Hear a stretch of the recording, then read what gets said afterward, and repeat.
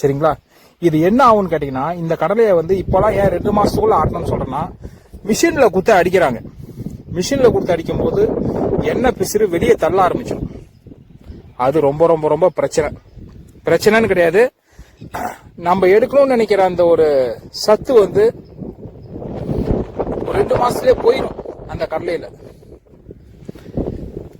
இதே வந்து முன்னாடிலாம் வந்து பாத்தீங்கன்னா, அதாவது ஒரு 7 வருஷத்துக்கு முன்னாடிலாம் வந்து பாத்தீங்கன்னா, 8 வருஷம் 10 வருஷத்துக்கு முன்னாடிலாம் நம்ம மக்கள் இந்த ஒரு கடலையா பிச்சு அதை ஆஞ்சி பக்கத்துல வச்சுக்கிட்டு, அதுக்கப்புறம் அதெல்லாம் ஒண்ணு கூட்டி, அதுக்கப்புறம் அது ஒரு நல்ல காய வச்சு அதை வந்து அடிப்பாங்க.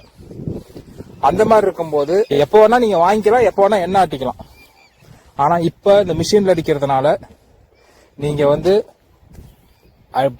கடலை பறிச்ச உடனே நீங்க போய் வாங்கி ஆட்டுறதோ இல்லைன்னா வந்து பறிக்கிறவங்க கிட்ட போய் எண்ணெயை வாங்குறதோ தான் உங்களுக்கு சிறப்பு.